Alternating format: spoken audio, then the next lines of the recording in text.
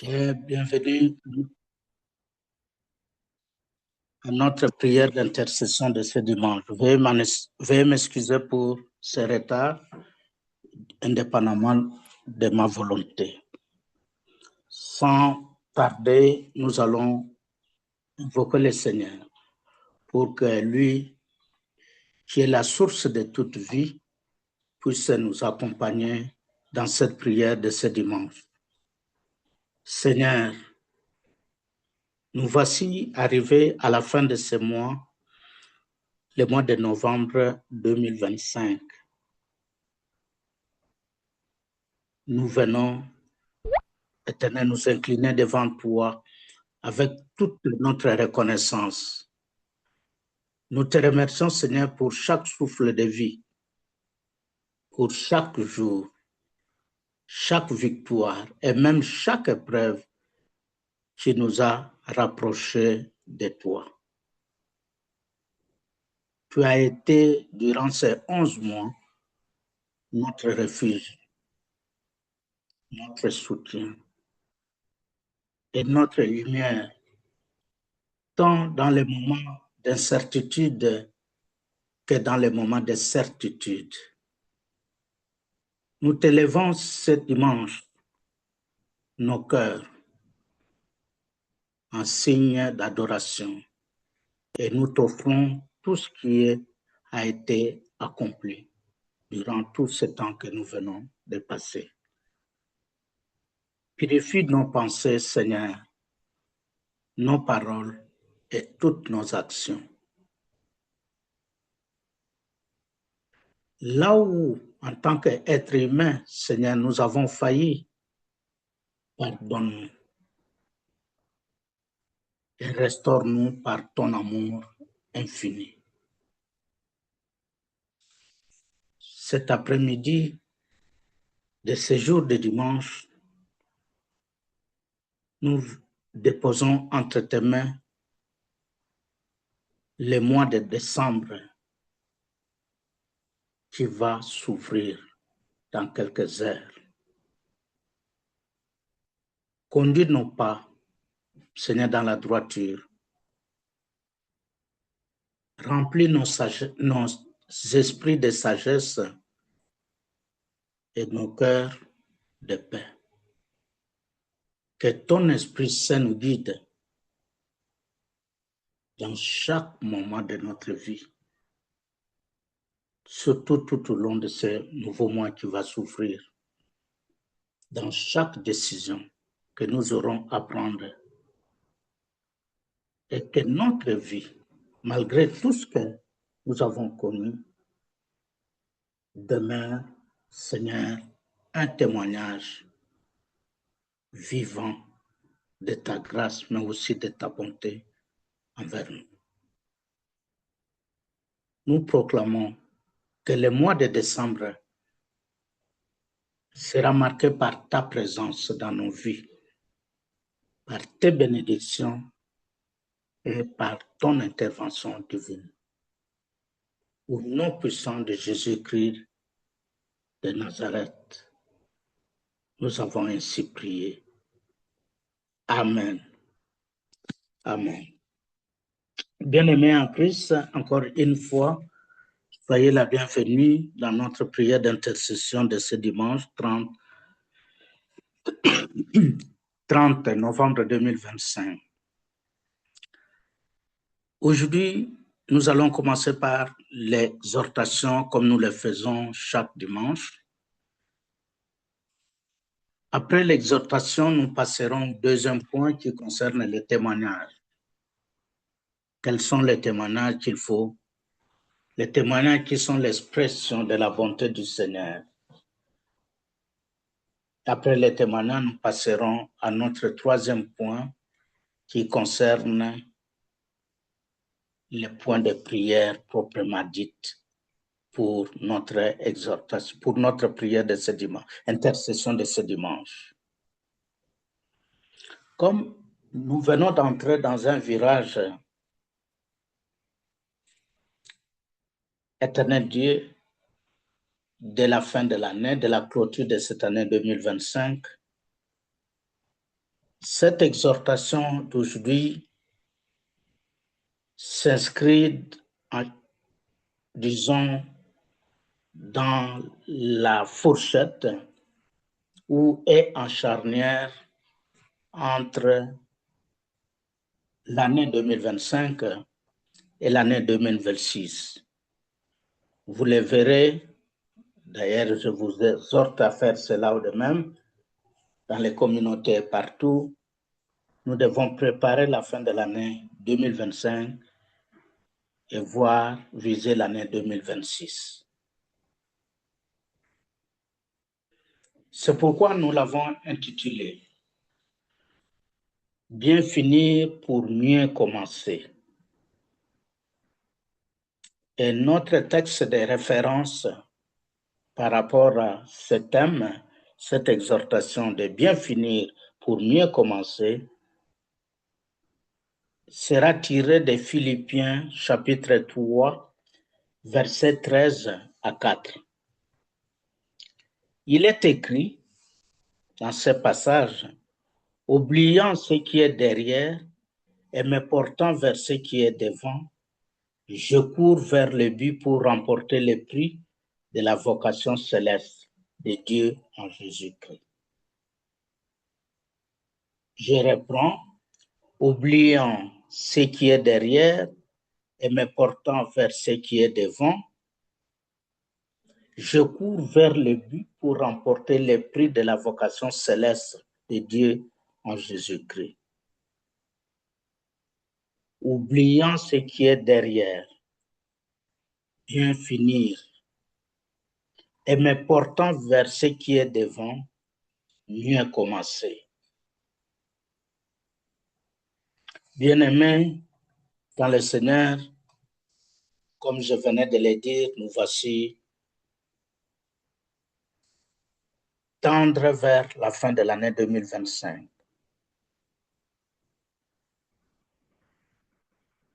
Comme vous le savez, la fin de l'année, d'une année et le commencement d'une autre année, comme aussi la fin d'un mois, le commencement d'un autre mois, n'est pas seulement un changement de calendrier, mais c'est une étape, nous en tant que chrétiens, une étape spirituelle importante.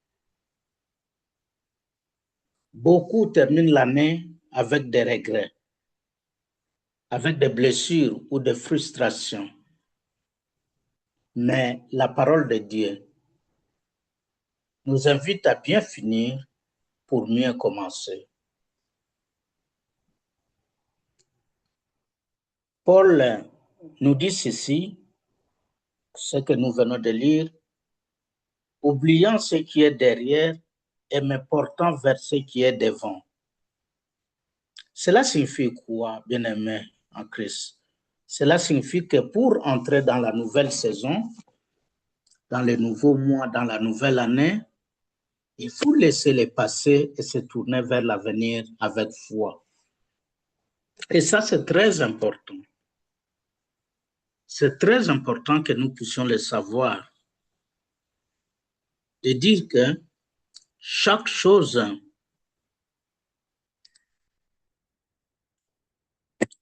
a son temps.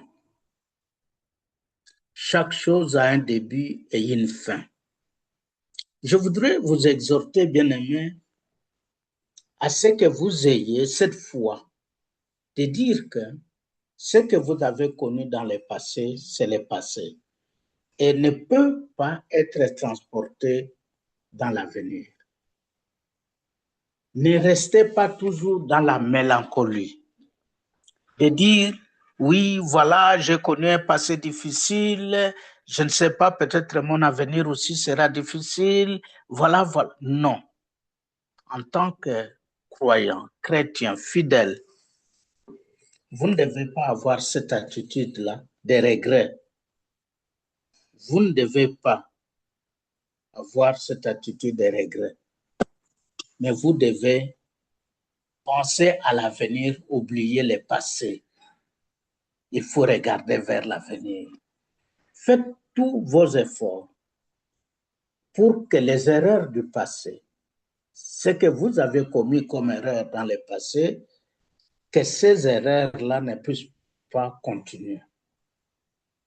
Que ces erreurs-là ne puissent pas continuer. Donc, je vous invite, aujourd'hui, je vous invite ou je veux vous encourager à adopter 3 attitudes essentielles. Je ne vais pas être très long aujourd'hui, on a perdu déjà 10 minutes. Je vous invite donc, ou je vous encourage à adopter 3 attitudes essentielles. La première attitude, c'est ce que j'appelle la reconnaissance pour le passé. On ne l'oublie pas, mais on doit rester reconnaissant parce que nous le disons toujours, grâce à toutes ces erreurs que nous avions commises dans le passé, ça pourra nous aider pour améliorer notre présent et surtout notre avenir. Donc, une certaine reconnaissance. La deuxième chose par rapport à ce temps que nous vivons, je dis bien par rapport à ce temps, c'est la réflexion et la repentance que nous devons avoir. Réfléchissons et en même temps, demandons, solliciter la repentance. La repentance est très importante parce que c'est ça qui nous permet de mettre une croix sur le passé et dire au Seigneur, je sais que j'ai commis des erreurs, des fautes, des péchés, pardonne-moi, mais je voudrais entrer dans une année nouvelle, dans un mois nouveau, avec un esprit nouveau, avec un cœur nouveau. Donc, faites une réflexion sur votre passé. Pourquoi avez-vous fait cela? Pourquoi vous êtes-vous comporté de cette façon? Et allez maintenant dans l'autre sens, c'est-à-dire faire la repentance pour toutes les erreurs commises. Troisième point, c'est l'espérance pour l'avenir. Avoir de l'espérance, l'espoir. Parlons de la reconnaissance pour le passé. Notre texte de référence est tiré de 1 Thessaloniciens, chapitre 5, verset 18. Nous lisons ceci. Rendez grâce en toutes choses, car c'est à votre égard la volonté de Dieu en Jésus-Christ. Je relis, rendez grâce en toutes choses, car c'est à votre égard la volonté de Dieu en Jésus-Christ. C'est la reconnaissance pour le passé. Qu'est-ce que ça veut dire? Ça veut signifier tout simplement ceci. Peu importe ce que nous avons traversé, peu importe ce que nous avons connu, Dieu a été fidèle. Et je voudrais insister sur cette courte phrase. Dieu, parce que je dis bien a été fidèle, parce que nous parlons de passé. Parce que généralement, nous nous limitons aux difficultés que nous avons rencontrées. Et finalement, on déduit, on conclut que les jours, la semaine, le mois, l'année a été mauvais ou mauvaise pour moi parce que j'ai eu des problèmes. Je me suis disputé avec un collègue au travail parce que pendant un mois, j'ai perdu mon emploi, parce que pendant une semaine, j'ai eu j'étais malade. Et finalement, on ne voit que ça. Nous ne retenons que ça. Et on dit, bon, que de toute façon, ce mois ici était un mois très difficile pour moi. Alors, si on vous posait la question, pourquoi dites-vous que ce mois a été un mois plus difficile pour vous? La réponse, c'est tout simplement ce que je viens de dire. Vous direz, ça a été difficile parce que j'étais malade. Mais vous ne voyez, vous ne retenez que la maladie, mais la guérison qui en est suivie. Est-ce que vous la retenez? Mais à côté de la maladie, de la guérison, est-ce que vous savez ce que le Seigneur a fait pour vous? Autre chose. Vous savez combien de vos ennemis que le Seigneur a combattu à votre place en silence sans que vous le sachiez? Vous savez ce que vous aviez risqué, mais le Seigneur ne vous a pas dit. Grâce à lui, il vous a écarté des dangers. Vous ne le savez pas. Mais vous ne retenez que cet aspect-là qui est la maladie que vous avez connue et vous dites, les jours étaient mauvais pour moi, la semaine était mauvaise pour moi. Bien-aimés, ne réduisez pas la miséricorde du Seigneur à tout cela et ne sous-estimez pas sa fidélité par rapport à nous. Chaque jour, il accomplit des merveilles sur nos vies. Chaque jour, il nous épargne de beaucoup de choses. De beaucoup de choses. Dites-vous, telle personne est décédée, que vous connaissez bien, mais pourquoi cette personne, pas moi? Cette personne est tombée, par exemple, malade, gravement malade. Telle personne a connu un accident ici. Pourquoi pas moi? Qu'est-ce que vous avez fait de spécial pour que vous ne puissiez pas tomber malade pendant autant de jours? Sur les 365-66 jours de l'année, combien de fois avez-vous été malade? Alors, quel est le pourcentage? Si on peut même aller dans le terme des ratios, quel est le ratio qu'on peut calculer entre le nombre de jours passés sans maladie et les jours que vous avez passés dans la maladie? Donc, 7 jours sur 365, c'est ça qui va vous dire ou vous pousser à conclure comme quoi l'année n'a pas été bonne pour moi. Non, mes bien-aimés, non, ne faites pas ça. Dieu a été fidèle. Il faut reconnaître ça. La reconnaissance du passé. Si nous sommes en vie, c'est par sa grâce. Même dans les épreuves, comme je dis, sa main nous soutient, nous a toujours soutenus. Je voudrais, bon, nous n'avons pas le temps, mais je voudrais vous demander maintenant que chacun de nous, au fin fond de lui-même maintenant, pendant une seconde, une minute plutôt, que nous puissions prendre un moment pour dire merci à Dieu. Remercions-les pour la santé, la famille, la protection et même pour les défis qui nous ont fait plutôt grandir. Prenons une minute, tout simplement, de silence et une courte prière de reconnaissance au fin fond de nous-mêmes, dans le silence. Merci.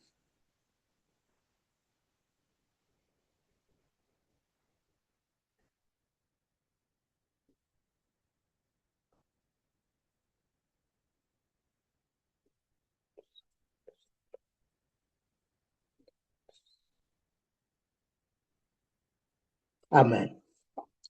Deuxième point, c'est la réflexion et la repentance. Et ici,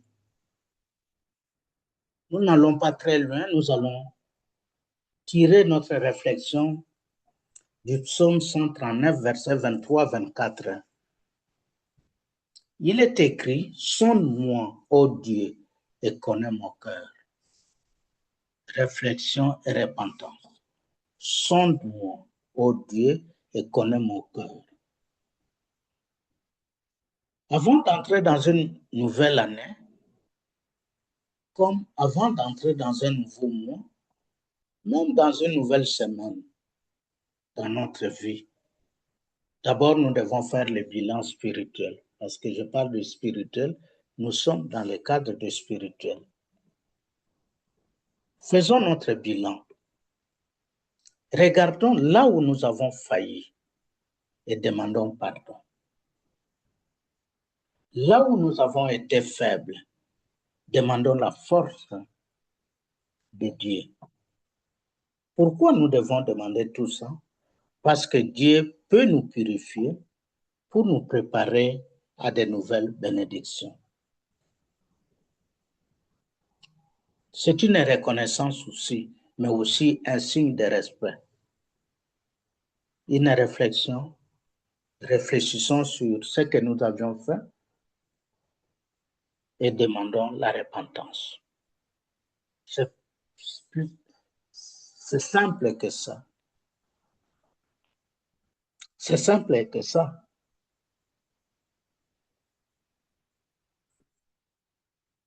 Comme nous l'avions fait tout à l'heure, continuons notre petit exercice en prenant 1 minute encore une fois pour demander à Dieu de nous renouveler.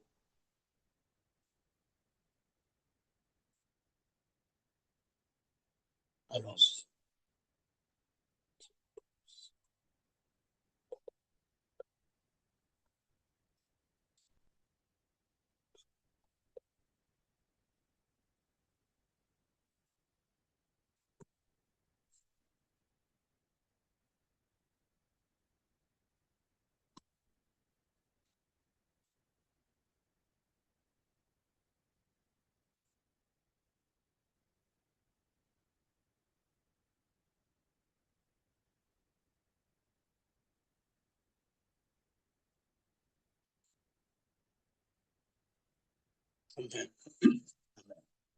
Enfin, notre troisième point concerne l'espérance pour l'avenir. L'espérance pour l'avenir.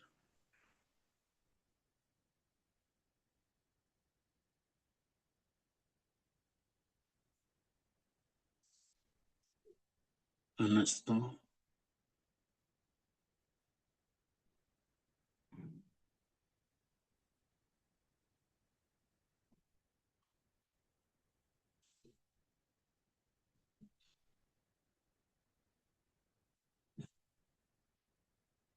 L'espérance pour l'avenir. Notre verset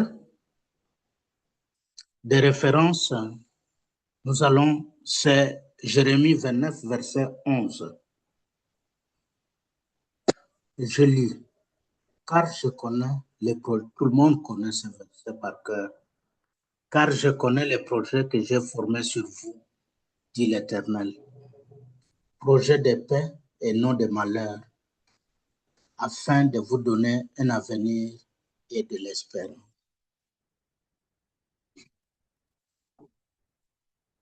Dans Ésaïe 43, 19, il est écrit,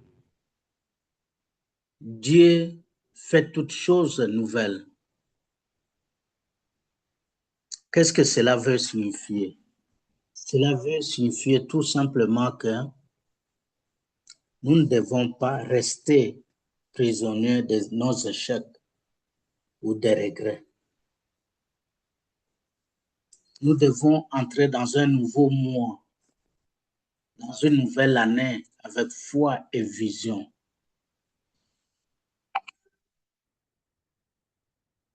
Partant de là, je voudrais faire cette déclaration, bien-aimée,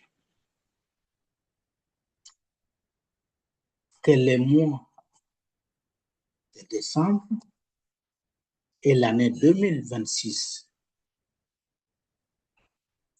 qui vont venir seront marqués par la présence et la faveur de Dieu. En conclusion, bien-aimé, je dirais,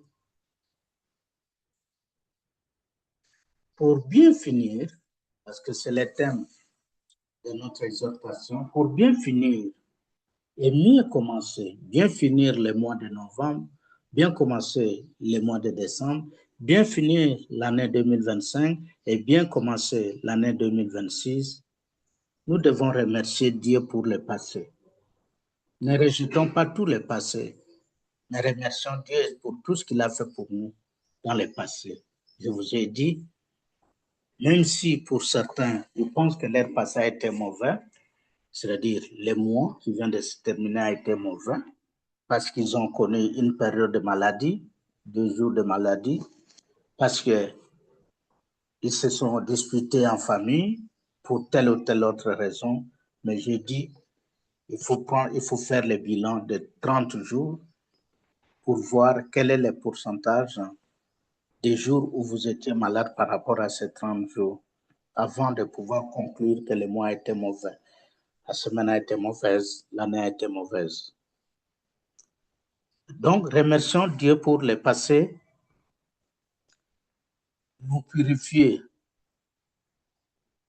par la repentance et essayons d'entrer dans l'avenir, notre avenir ici, il est proche, c'est le décembre, le mois de décembre, donc c'est l'année 2026.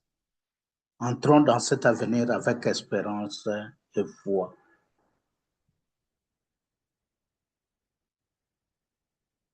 Nous allons, Frère Patrick, si vous pouvez nous mettre l'extrait de la prière que je vous avais envoyée, s'il vous plaît.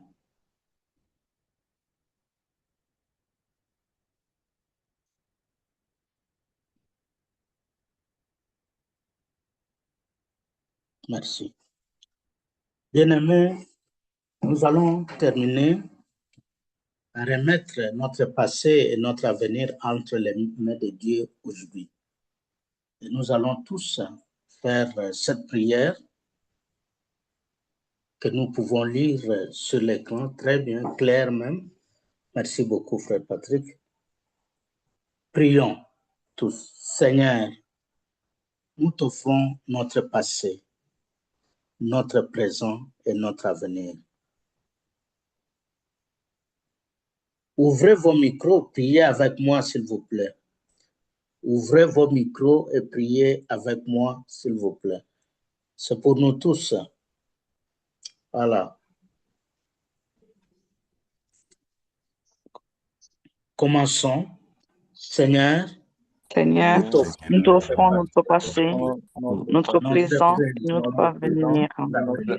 Purifie nos cœurs, renouvelle nos forces et remplis-nous de ton esprit pour entrer dans la nouvelle année avec foi et assurance. Nous croyons que tes projets pour nous sont bons au nom puissant de Jésus de Nazareth. Amen. Amen. Amen.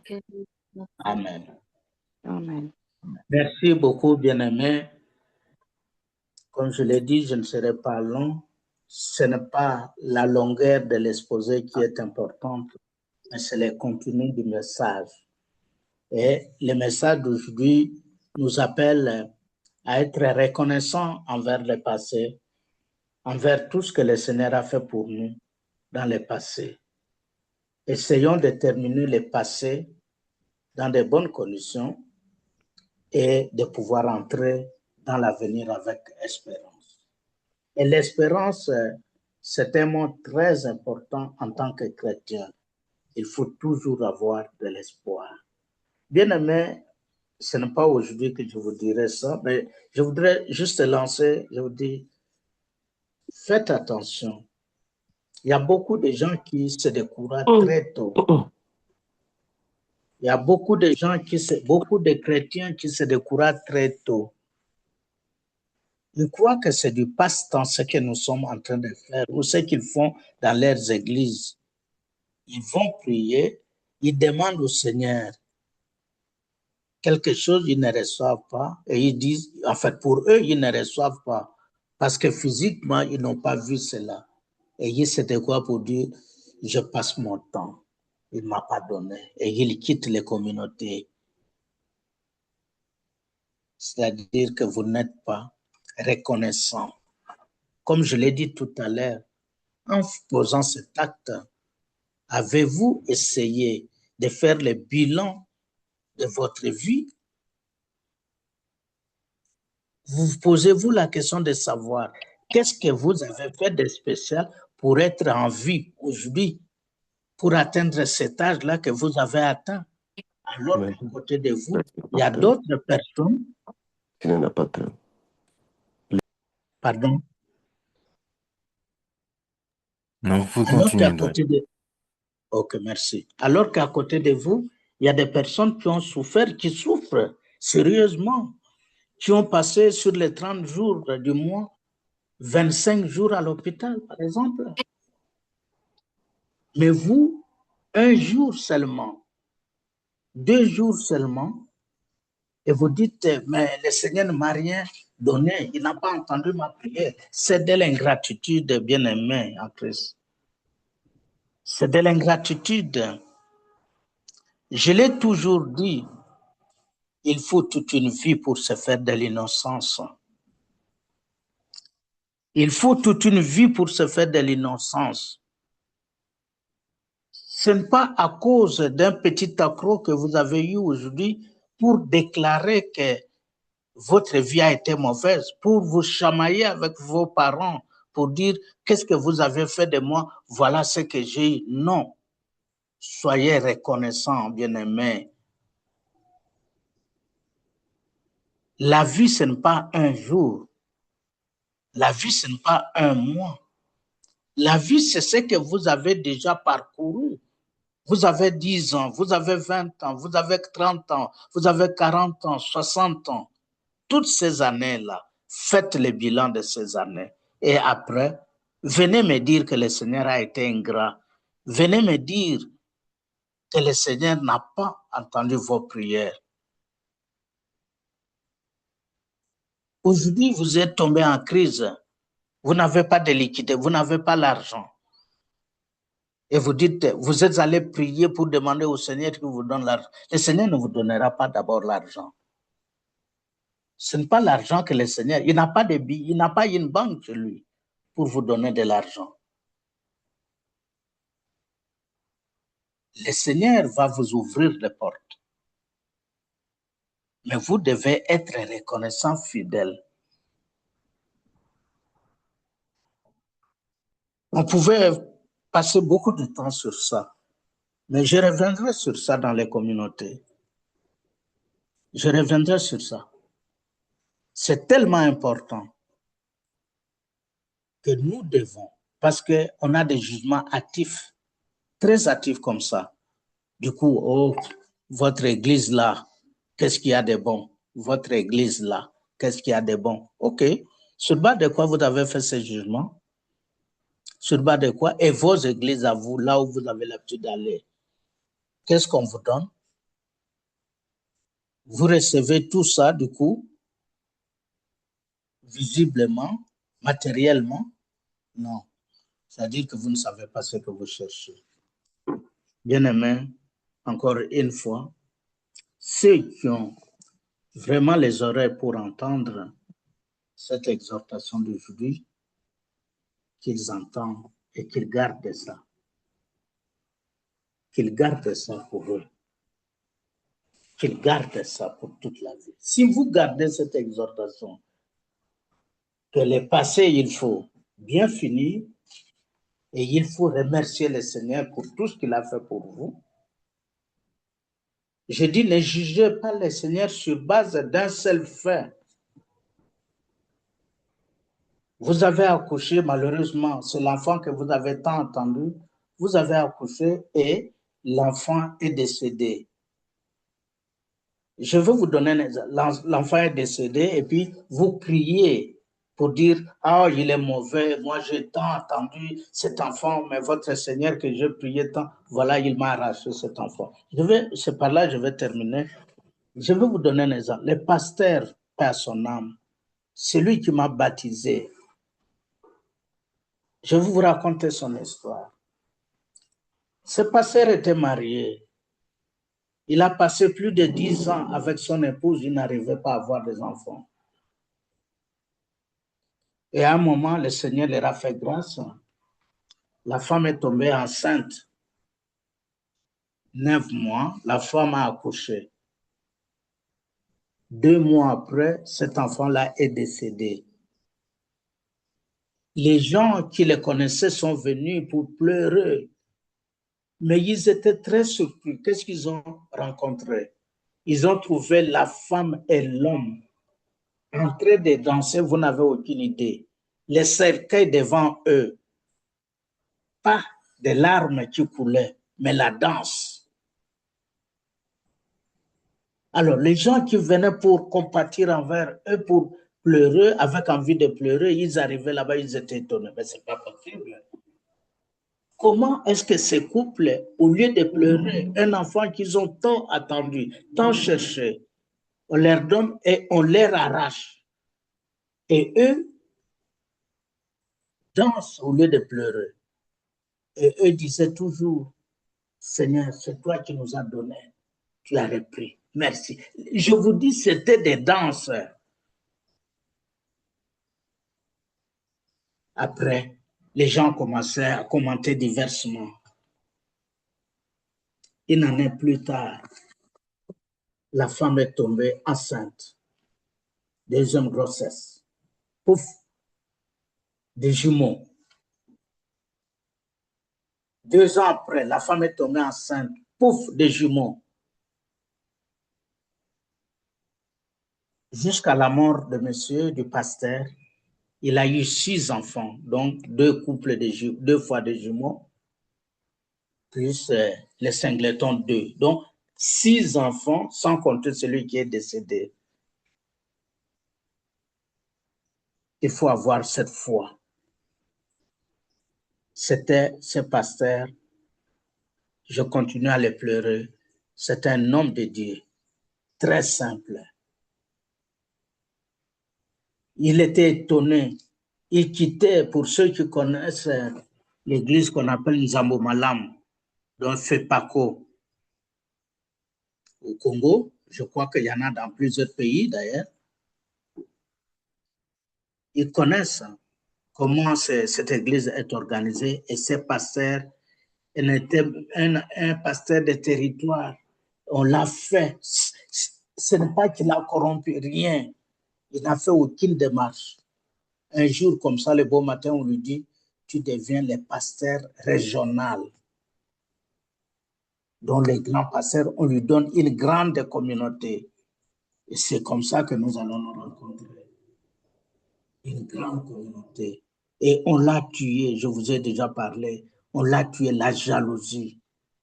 Les fidèles tellement étaient contents de lui dans l'église, ils lui ont acheté une voiture. Il dit, notre pasteur ne peut pas chaque fois prendre la moto.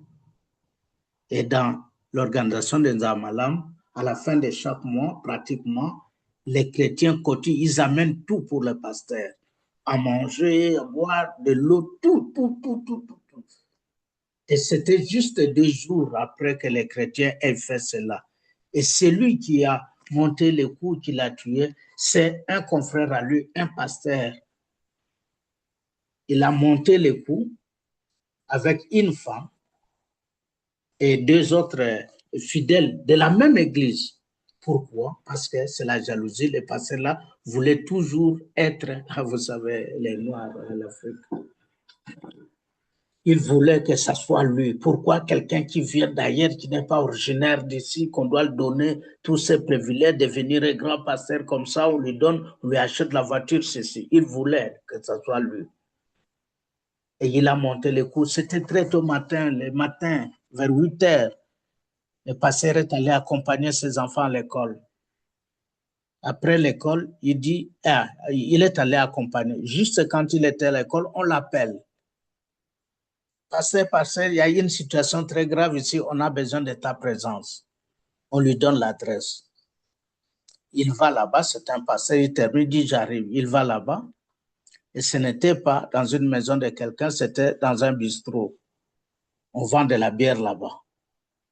Il entre, il entre, il trouve 3 personnes. Une femme plus 2 hommes, comme je vous ai dit. Quelque temps après, on va l'égorger.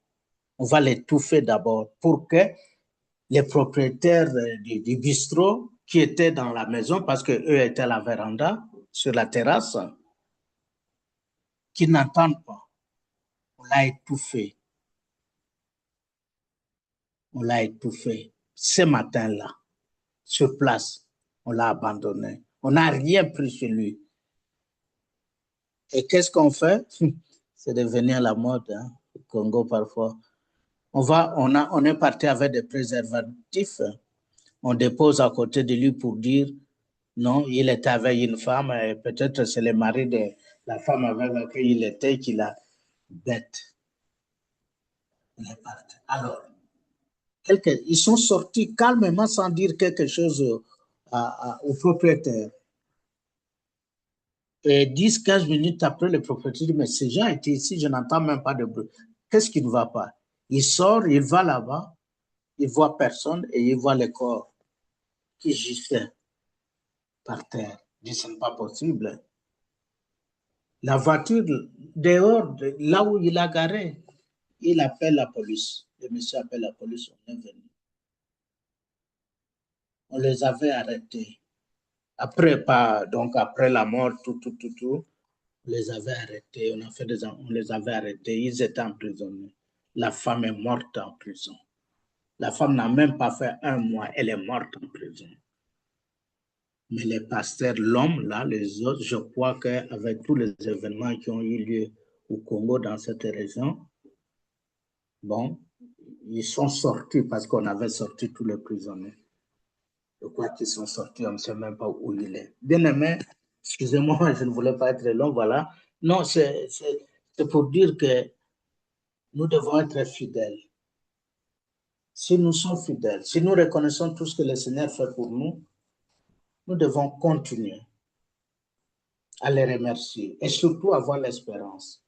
Même si vous avez connu des moments difficiles, les mois passés, ce mois de novembre qui se termine, mais ayez l'espérance que les mois prochains, ça sera un bon mois pour vous. Voilà. Que Dieu vous bénisse encore une fois, que ceux qui ont les oreilles pour entendre puissent entendre cette exhortation et puissent l'utiliser chaque fois dans leur vie. Encore une fois, soyez bénis. Nous passons à notre deuxième point, c'est le témoignage. Voilà le temps de la reconnaissance. Voilà le moment pour chacune de nous de pouvoir dire sa reconnaissance envers le Seigneur, tout ce que le Seigneur a fait pour vous. Nous sommes à l'ère de bilan. Nous sommes à l'ère de bilan. Le bilan que nous faisons aujourd'hui, ce n'est pas seulement pour le mois de novembre, mais c'est le bilan de 11 mois que nous venons de parcourir. Donc, ne me dites pas que pendant les 11 mois, le Seigneur n'a rien fait pour vous. Le Seigneur a fait beaucoup de choses pour vous. Alors, témoignez. Témoignez. Voilà. Donc, chacun, vous savez comment nous procédons tout d'habitude. Si vous avez un témoignage, vous prenez la parole, vous sollicitez la parole et vous l'accordera pour que vous puissiez faire votre témoignage. Voilà, le micro, je laisse le micro à la première personne. Allez-y, ne soyez pas timide. Ne soyez pas timide. Shalom, doyen. Shalom, ma sœur, shalom. Vous avez la parole, certaines. Je suis une pierre vivante de jaspe. Je suis l'épouse de Jésus-Christ de Nazareth. Je viens rendre grâce à Dieu pour l'année de plus qu'il m'a accordé ce jour. Amen. Je viens ainsi par ces mots lui témoigner ma gratitude pour sa fidélité à mon égard, sa fidélité dans ses promesses et pour la santé qu'il n'a cessé de renouveler tout le long de ces années. Voilà, en quelques mots, le témoignage que je voulais rendre ce jour à l'égard de l'Éternel. Merci beaucoup.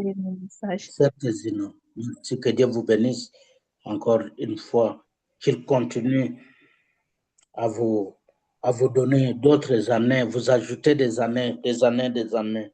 Nous avons besoin de vous. Nous avons besoin de vous. Amen. Merci. Soyez abondamment bénis. Merci. Amen. Qui d'autre? Merci. Qui d'autre? Bonjour à tous. Bonjour, frère. Allô?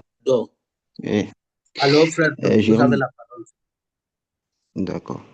Je rends grâce à Dieu pour la santé. Parce que durant toute l'année, ça fait maintenant des années que je ne suis jamais tombé malade. Ni moi. Bon, mes enfants au début, mais après, ça s'est arrêté. Tous les enfants sont en bonne santé. Ma femme est en bonne santé. Je rends grâce à Dieu. Je rends vraiment grâce à Dieu. Et je rends grâce à Dieu de ce qu'il veille également sur chaque membre de ma famille. Il veille sur chaque membre de ma famille. Je rends grâce à Dieu également de ce qu'il prend soin de chaque membre de ma famille aussi. Je rends vraiment grâce à Dieu pour tout ce qu'il fait. Tout. Je ne peux cesser de remercier le Seigneur. Parce qu'il fait beaucoup pour moi que je ne peux vraiment j'arrive pas à avoir les mots, en fait. Il fait beaucoup pour moi, en tout cas. Voilà, je rends grâce à Dieu pour tout ce qu'il fait pour moi. Durant toute ma vie sur cette terre, je rends grâce à Dieu. Amen. J'ai fini.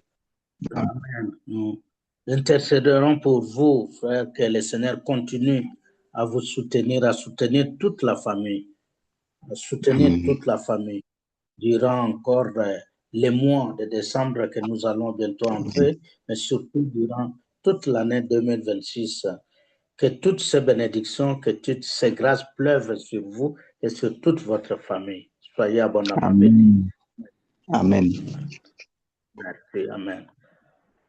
Qui d'autre?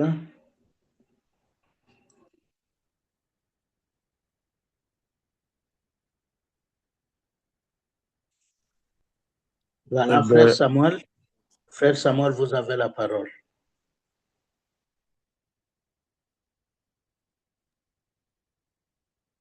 Je suis la Allô, pierre frère de Samuel. Jasper. Allô, je pense que vous m'écoutez. Oui. Oui, ça va. Maintenant, ça va. Oui. Je suis la pierre de Jasper, l'épouse du Seigneur Jésus-Christ de Nazareth. Je bénis le Seigneur pour cette parole d'aujourd'hui. Que Dieu vous bénisse, doyen. Comme il est dit Amen. de faire le bilan sur l'année, nous sommes à la fin presque de cette année 2025. Je voulais rendre grâce à Dieu, d'abord pour la vie, pour la santé qu'il m'a donnée depuis janvier 2025 jusqu'à ce mois. Je ne suis pas tombé malade. Et par sa grâce, il m'a gardé et puis il a gardé toute ma famille. Je rends grâce à Dieu pour ça. Et deuxième point, je rends grâce encore à Dieu pour m'avoir permis de réaliser vraiment la première grande, donc en fait, la grande partie de la construction de ma maison. Je bénis vraiment Dieu.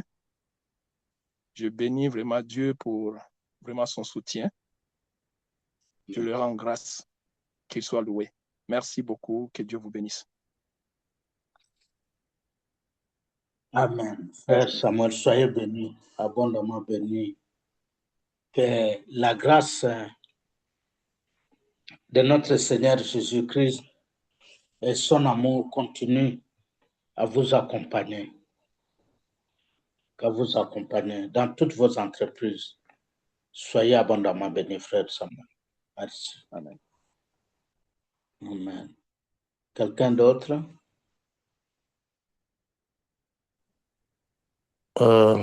Bonjour, doyen, j'ai un témoignage. Bonjour, merci. Ok, je bénis l'Éternel d'abord pour le souffle de vie, qui est une chose très importante. Et d'ailleurs, comme vous le savez, ça fait déjà plusieurs années que je ne tombe pas malade. Je ne sais pas ce que ça veut dire, être malade, être couché, avoir la fièvre. Ça fait très longtemps. Ça remonte à plus de 20 ans, je dirais. Que Dieu me donne une santé de fer. Et ça, c'est une chose à louer. Donc, je vais sur les grandes lignes de cette année. Je les remercie d'abord pour le souffle de vie, pour la santé. Je les remercie également pour toutes les victoires qu'il m'a données physiquement et spirituellement. Et je les remercie encore pour avoir ramené ma fille. Ça, c'est un grand cadeau pour cette année. Et je remercie Dieu pour m'avoir béni, en fait, de m'avoir donné une maison en plein centre-ville de Montréal, d'où se situe actuellement le siège de la spiritualité chrétienne. Donc, nous sommes actuellement en plein centre-ville, donc à côté de la mairie de Montréal. Donc, vraiment en plein centre. Ce sont des endroits carrément inaccessibles, vu la demande des gens qui veulent habiter dans des coins et le prix et donc des difficultés qui se présentent sur l'analyse de ton dossier pour te donner une maison. Il y a beaucoup de choses qui s'en vont. Mais Dieu avait touché le cœur d'un monsieur qui avait beaucoup apprécié ma personne, qui m'a fait cette offre-là, de me donner, de faire un contrat d'une maison en plein centre-ville de Montréal. c'est quelque chose de très bien pour les activités, être bien relocalisé. Et c'est très bien, en tout cas, c'est très bien. Je les bénis pour cela. Et en dernier, ma compagnie allait fermer. Pour la simple raison, j'avais fait un travail pour une personne très malhonnête qui, par la suite, serait parti euh, demander l'argent qu'il avait payé. Par contre, moi, j'avais fait tous les travaux. Et lui, il ira demander tout l'argent qu'il avait payé, que moi, j'avais fait pour les travaux. Il va mettre une plainte à la justice. On va m'envoyer une lettre pour me présenter, mais la lettre ne contenait pas la date du procès. Alors moi, attendant que on va m'envoyer une autre lettre qui va avoir la date du procès, cette lettre, je ne sais pas s'ils avaient envoyé, mais en tout cas, moi, je ne l'avais pas reçue. Et à défaut de comparaître, donc j'ai été condamné à défaut de verser une somme de 3500 dollars à cette personne. Alors moi, juste, j'ai vu le rendement, j'ai vu comment se dit, le jugement final, mais condamnant de donner 3000, de verser 3500 dollars à cette personne. Mais j'ai dit, mais j'ai fait tous les travaux. Chez les messieurs, je fais la salle de vin, je fais sa cuisine, j'ai fait des murs décoratifs, même le travail que j'avais fait, qu'il avait bien apprécié, donc il est parti. Alors, qu'est-ce qui se passe?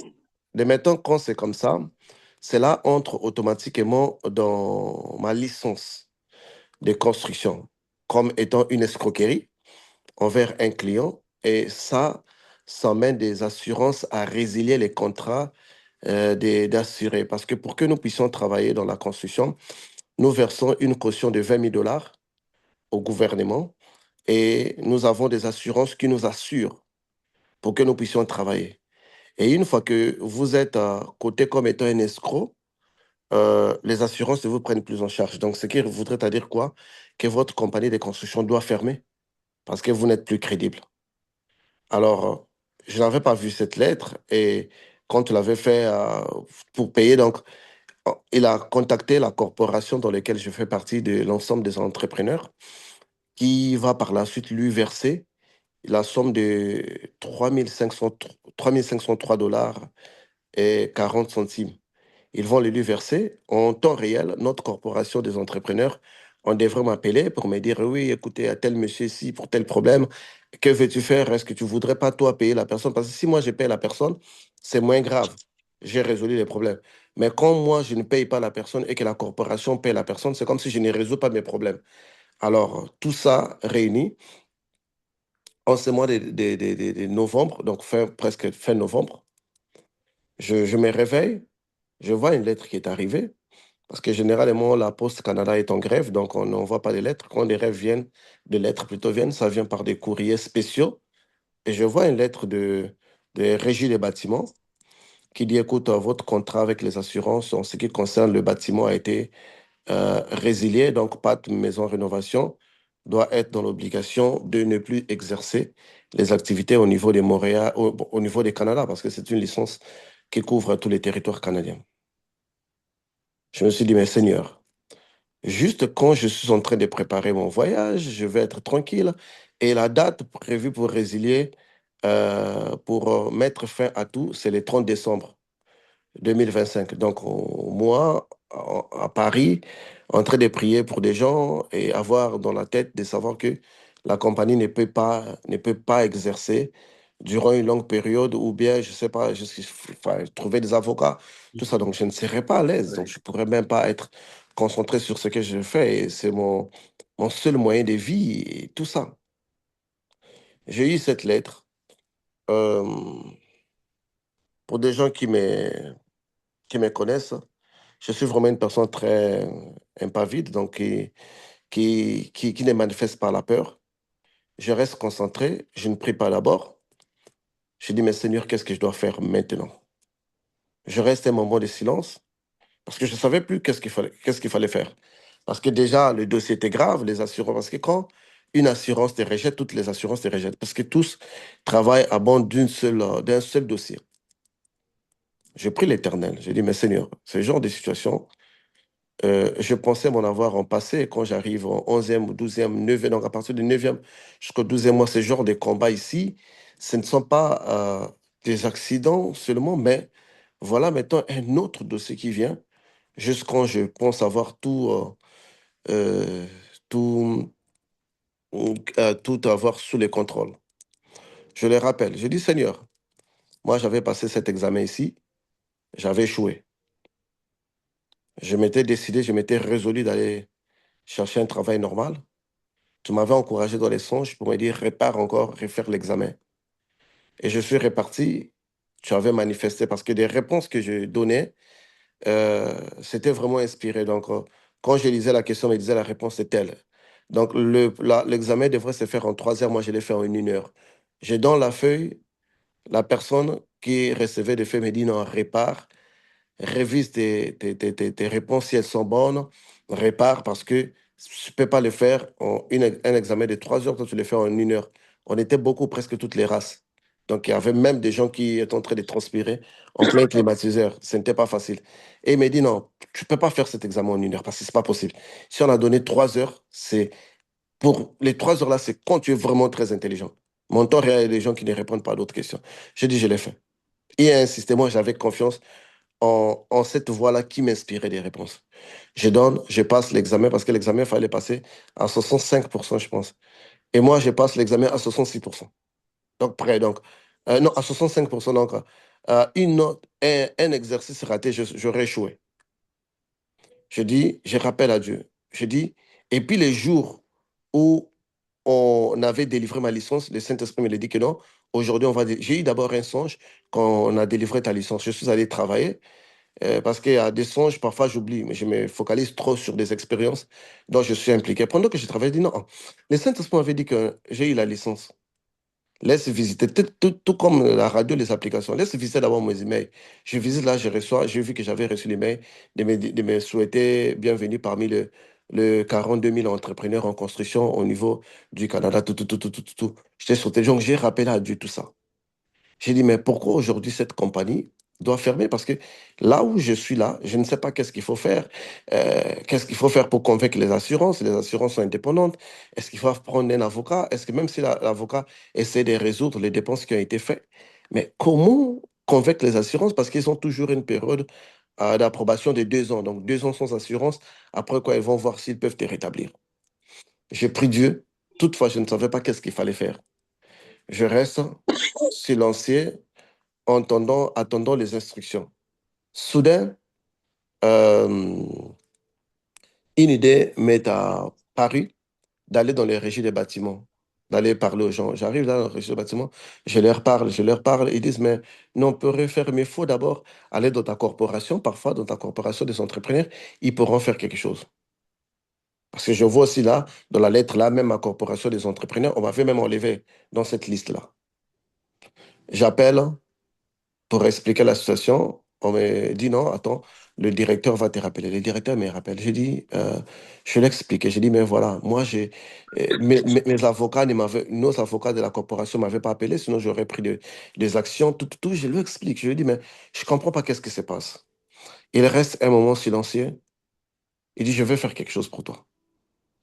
J'ai dit quoi? Il dit, je vais t'envoyer un email. Réponds juste que tu reconnais que tu vas rembourser la somme de $3 500 que cette personne avait pris. À partir de cette lettre-là, moi, je vais me lancer dans des démarches pour te rétablir avec les assurances, tout. Il me fait une note, je réponds et je place même, il me fait la note le samedi, non, le vendredi, non, le samedi, non, le vendredi, je pense. Et moi, je lui fais un email, oui, le vendredi, moi, je lui fais un email. Je réponds, je dis que le lundi matin, avant 12 heures, moi, je vous apporte un chèque de cette valeur-là. Lui, il a pris ça, il est monté, c'est le président là-bas de notre corporation. Ils ont eu des réunions, ils ont fini par me rétablir mon assurance, ma position, tout. Ils m'ont rétabli en totalité. Et puisque mon numéro de membre était annulé, donc on m'a rétabli avec un nouveau numéro de membre, puisque les assurances m'avaient rejeté. Donc ils ont utilisé leur influence pour faire pression aux assurances de me reprendre afin que la compagnie Pat Maison Rénovation puisse continuer d'exister. Et ça, c'est l'une des très grandes victoires encore que Dieu m'a donné en année 2025. Je dirais que l'année 2025, pour moi, était une année de beaucoup de victoires. Certes, j'ai été attaqué, mais toutefois que je prenais des dispositions, la victoire était toujours de mon côté.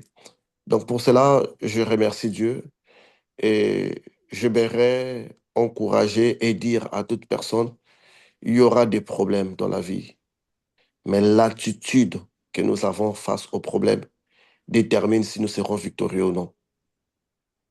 L'attitude que nous avons face aux problèmes détermine si nous serons victorieux ou non. Si nous avons géré le premier flot des émotions qui nous ont envahis quand nous avons un problème, c'est que nous aurons l'assistance du Saint-Esprit et de Dieu lui-même pour gérer tous les problèmes et en sortir victorieux. Donc, enfin, je pourrais être en France, là-bas, en toute tranquillité d'esprit, ne m'inquiétons pas sur des gens ou bien sur ce qui peut se passer. Aujourd'hui, je suis installé dans des plus bonnes conditions de toute mon existence sur Terre, je dirais, parce que je viens d'une pauvreté. Avec tout ce que Dieu a fait, je dirais encore, comme j'avais dit, si les têtes du chat est passée, ça veut dire tout son corps va passer. Continuons à s'exercer avec les pierres. Continuons à pratiquer des exercices que le Saint-Esprit nous a donnés. Et nous tous, nous verrons nos vies être transformées. C'est vrai, la vitesse de transformation de tout un chacun n'est pas pareille. Il y a des arbres qui donnent des fruits en 3 mois. Il y a des arbres qui donnent des fruits en 1 semaine. Il y a des arbres qui donnent des fruits après 4 ans, après 10 ans, comme des manguiers ainsi qu'autres. Mais chaque arbre qui porte des fruits finit de donner des fruits à sa saison. Le mieux, c'est de les conserver, de continuer de l'arroser, de les garder dans des conditions favorables pour porter des fruits en son temps. Donc pour cela, je remercie Dieu pour toutes ces victoires qu'il m'a données. Que l'Éternel soit loué pour cela. Donc c'était ça mon témoignage. Merci, professeur. Merci encore pour ce témoignage. Je pense que tout le monde a bien suivi l'attitude, le procès, l'attitude que nous devons.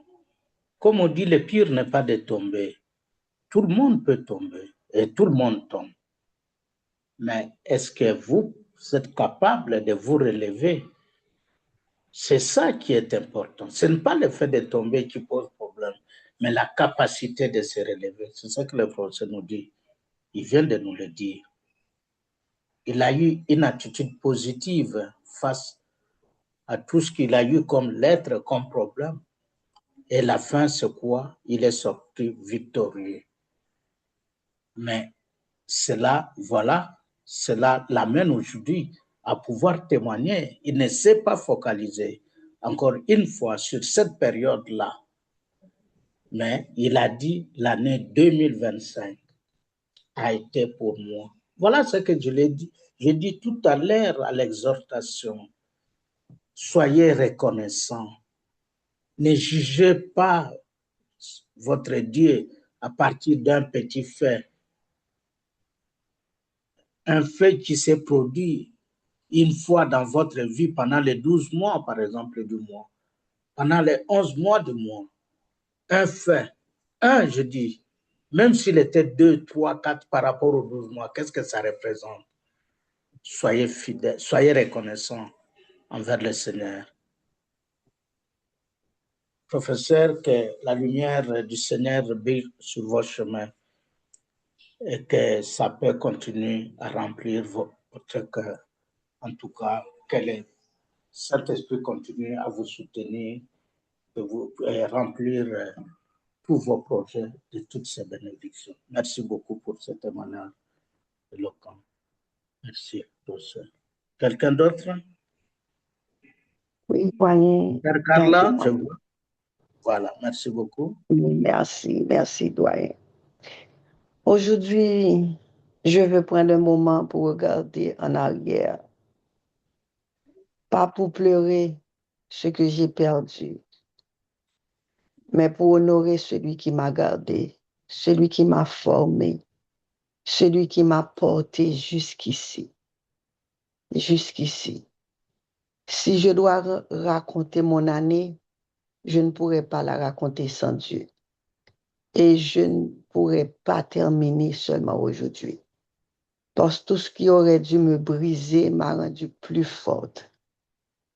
Tout ce qui aurait dû m'éteindre a réveillé en moi une lumière plus grande, une force, un courage. Tout ce qui aurait dû me salir m'a purifié. Mais je veux d'abord remercier Dieu pour cette année qu'il m'a donnée. J'ai combattu, j'ai lutté, j'ai pleuré, mais je suis encore là. Je veux d'abord remercier Dieu pour mes enfants, parce que l'année a été très longue, vu à nos problèmes, nos difficultés. Mais jamais, jamais Dieu nous a laissé tomber. Quand mes enfants étaient malades, il a placé sa main sur eux. Quand ils avaient besoin de quelque chose, Dieu a pourvu. Nous avons été menacés, il nous a protégés. Et même quand je n'avais plus les mots, Dieu a parlé dans nos cœurs.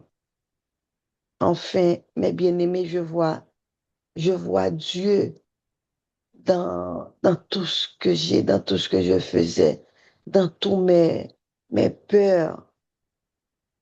Je le voyais, je le vu et je crois que je le verrai toujours. Je remercie Dieu pour cette année, pour sa protection. Pas seulement la protection que j'ai vue, mais surtout celle que je n'ai pas vue. Parce que la protection que je n'ai pas vue était encore plus grande, plus profonde que tout ce que j'ai vu. Toutes les routes, tous les jours que j'aurais pu mourir, mes bien-aimés. Les décisions qui auraient pu me détruire. Les personnes qui auraient pu me voler ma paix. Tout ce que l'ennemi avait planifié cette année. Dieu l'a intercepté sans que je ne le sache. Je remercie ce Dieu, le Dieu dont je sers, le Dieu qui est toujours présent pour moi, pour le courage qu'il m'a donné. Parce que le courage n'est pas venu de moi.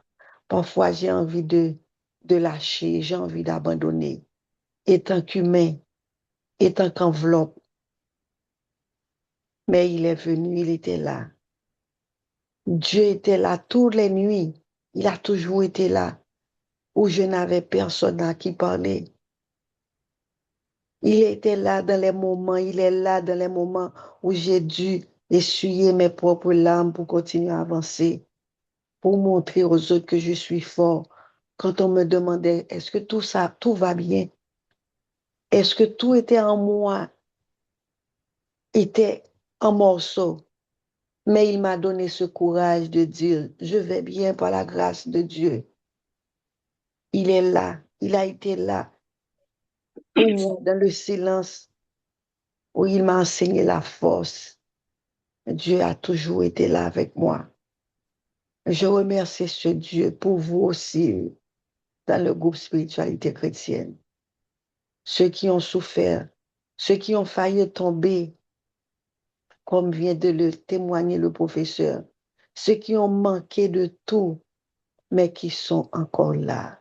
Je remercie ce Dieu Tout-Puissant. Je rends gloire à Dieu pour ceux qui, malgré les maladies, les oppressions, les humiliations, comme moi j'ai vécu, n'ont pas perdu la foi. Ils sont encore debout parce que Dieu en a décidé ainsi. Parce que c'est seulement Dieu qui a décidé ainsi, pas les hommes, pas les humains.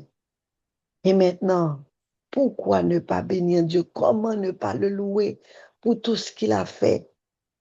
Je le bénis pour beaucoup de hommes, beaucoup de bouches m'ont maudit, mais je suis encore là.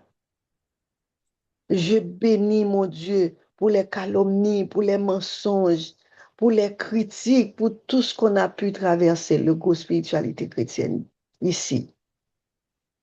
Pour les attaques qui ont traversé nos noms, nos réputations, pour notre honneur, pour nos identités. Ah, je remercie Dieu parce que nous sommes encore là, debout. Parce que si la vérité doit éclater, elle éclate toujours par la main de Dieu. Mais les calomnies ne nous ont pas détruits. Ils nous ont forgés. Je remercie Dieu pour tout ça. Dieu nous a protégés de toute attaque spirituelle, visible et invisible. Je bénis Dieu pour les moments où j'ai été incomprise par les hommes, par les humains, par les fois où les gens m'ont jugé sans connaître mon histoire, sans comprendre mon silence, pour les fois où on m'a blessé sans remords, pour les fois où j'ai dû me tenir seule. Ah oui, mes bien-aimés, seule, parce que personne n'a voulu entendre ma vérité. Personne n'a pu me comprendre. Ces choses-là m'ont enseigné la profondeur. Elles ont ouvert mes yeux spirituels. Elles m'ont obligé à développer une relation intime avec Dieu. Pas une relation de bouche, de grandes paroles, mais une relation d'âme à âme. Aujourd'hui, je témoigne avec assurance, mes bien-aimés, les blessures qui auraient dû me tuer, Dieu les a transformées en guérison. Les paroles qui auraient dû me détruire, me décourager, Dieu les a transformées en croissance. Les paroles qu'on m'a fermées, Dieu les a utilisées pour m'orienter. Je dis merci à Dieu pour tout ça, parce que seulement tout ça vient de Dieu. Je remercie mon roi, mon Seigneur, qui a enlevé des gens que je n'aurais jamais osé enlever moi-même de ma vie. Il a fermé des chemins où je serais restée prisonnière. Je le remercie, il a brisé des amitiés qui étaient des pièges. Des amitiés qui étaient des pièges, qui étaient là pour me saouler, pour me distraire, pour me détruire. Il a dévoilé ce qui était caché. Il m'a séparé de tout ce qui voulait m'étouffer, tout ce qui voulait ma mort, tout ce qui voulait mes pleurs. Aujourd'hui, bien-aimé, en ce mois, je me tiens ici pour dire que Dieu, il est réel. Dieu, il est bon. Dieu, il est fidèle. Si cette année m'a enseigné une chose, si cette année m'a enseigné une chose, c'est ceci. Dieu ne m'a jamais abandonné. Il n'a jamais abandonné personne ici. Seulement Dieu nous demande la patience. Même dans les moments où j'ai cru que j'étais seule, parfois je me disais, qu'est-ce que je fais ici? Aux États-Unis, seule, abandonnée, même avec beaucoup de familles que j'ai ici. Je suis seule. Il m'a façonné dans cette solitude. Il m'a façonné pour que je brille, pour que je reste ferme. Alors aujourd'hui, je ne saurais rester bouche bée pour ne pas dire merci Seigneur. Merci pour tout ce qu'il a permis. Merci pour tout ce qu'il a empêché. Merci pour tout ce que il m'a donné sans mérite. Merci aussi pour tout ce qu'il a repris. Merci aussi, Seigneur, parce que tu m'as brisé pour me reconstruire. Aujourd'hui, je dépose ce témoignage. Vous tous ici, vous êtes des gagnants. Vous avez tous un témoignage parce que vous êtes encore là. Vous avez le souffle de vie en vous. Témoignez et dites merci à Dieu pour jusqu'ici, il nous a secourus. C'est pas parce qu'on le mérite, c'est parce qu'il est miséricordieux. Que Dieu vous bénisse, que Dieu vous garde, que Dieu vous protège. Merci, doyen.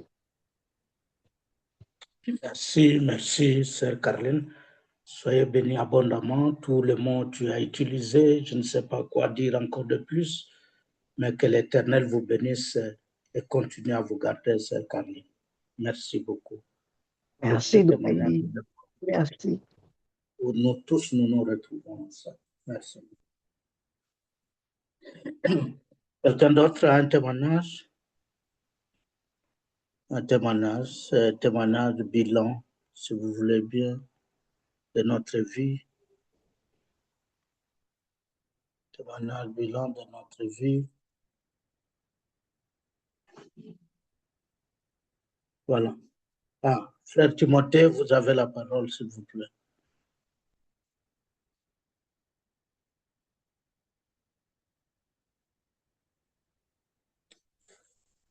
Frère Timothée, ok.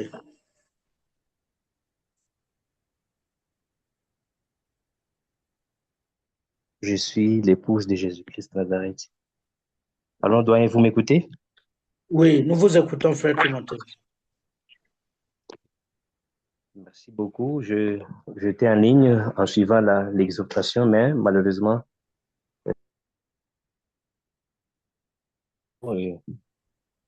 et c'est pourquoi j'ai disparu un certain temps. La connexion s'est rétablie. Mais voilà, c'est l'occasion pour rendre grâce à Dieu pour ses bontés et pour l'exhortation de ce soir. Que le Seigneur vous bénisse. Merci. En fait, je veux un témoignage. Je voudrais fléchir mes genoux devant le Dieu créateur, le maître de temps et des circonstances, pour sa bonté et sa miséricorde envers ma petite personne et envers ma famille. Dieu s'est révélé à moi et à ma famille avec grâce et puissance, en nous accordant par sa grâce la naissance de notre bébé garçon. Amen. En fait, depuis, nous avons connu la spiritualité chrétienne. Beaucoup de choses ont changé dans mon ministère. Il y a des choses qui ont connu un certain nombre de changements. C'est pourquoi je tiens vraiment à rendre grâce à Dieu pour sa bonté et sa miséricorde. En fait, avant de clôturer, j'aimerais un peu revenir en arrière parce que j'avais fait un rêve avec le professeur Patricio. Le professeur Patricio avait interprété ses rêves qui avait l'esprit des morts qui combattait la vie de cet enfant. Et effectivement, nous l'avons vécu avec mon épouse. Avant de donner naissance à l'enfant, elle a beaucoup souffert. Elle a beaucoup souffert.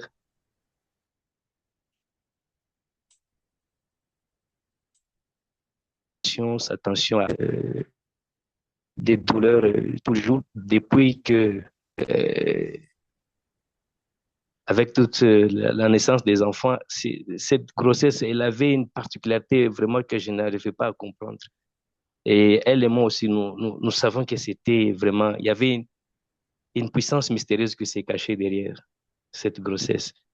Elle a beaucoup souffert avec la douleur. Bon, hein, Dieu a fait grâce, elle a donné naissance à un bébé garçon. Et j'aimerais beaucoup dire merci à Dieu pour la victoire qu'il m'a donnée sur l'esprit de la mort. Parce que dans le rêve, je voyais ma maman qui était morte.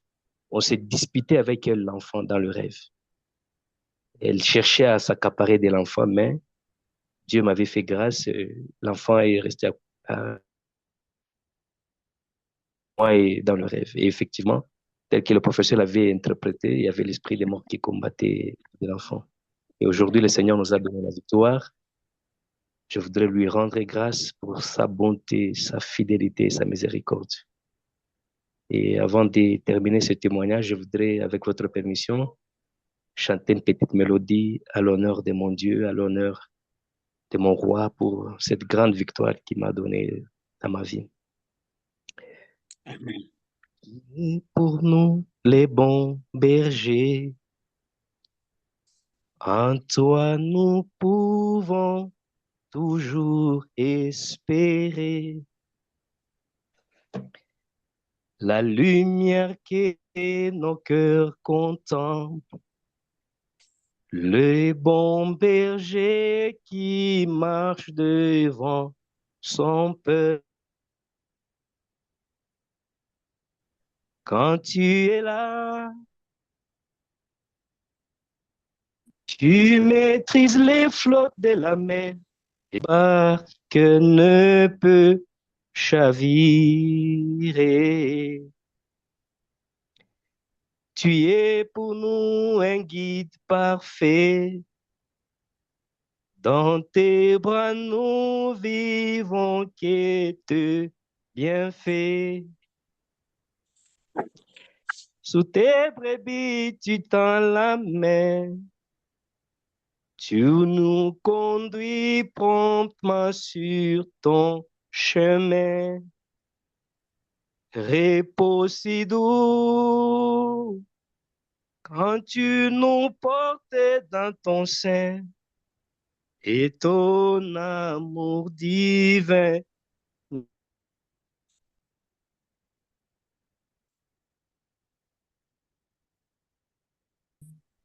nous rassure. La gloire qui couvre nos parcours, le soleil qui éclaire mon chemin et qui assure mes lendemains. Passant par la mer dans ta main, l'heureux voyage de pèlerin, ensemble avec te racheter, nous célébrons ta fidélité. Merci Seigneur, merci mon Dieu, merci Jésus. Merci beaucoup, doyen. Que l'Éternel, le Seigneur, le Dieu d'amour, vous bénisse. Merci beaucoup. Merci, merci, frère Timothée. Merci encore une fois pour votre témoignage et surtout, nous allons faire tout à l'heure là une intention pour pouvoir offrir au Seigneur cet enfant et tous les enfants dont les parents sont membres de la spiritualité chrétienne qui viennent de voir le jour. Nous allons tout à l'heure les confier à la bénédiction du Seigneur pour que le Seigneur puisse avoir un regard bienveillant à leur endroit. À vous les parents, nous voulons vous dire merci. Merci pour ce que vous venez d'accomplir. Et nous allons aussi vous recommander aux mains du Seigneur pour qu'il vous donne la force, mais surtout la grâce de pouvoir élever cet enfant et les autres enfants qui viendront après. Soyez bénis, frère Timothée, et félicitations pour cet heureux événement. Merci. Quelqu'un d'autre?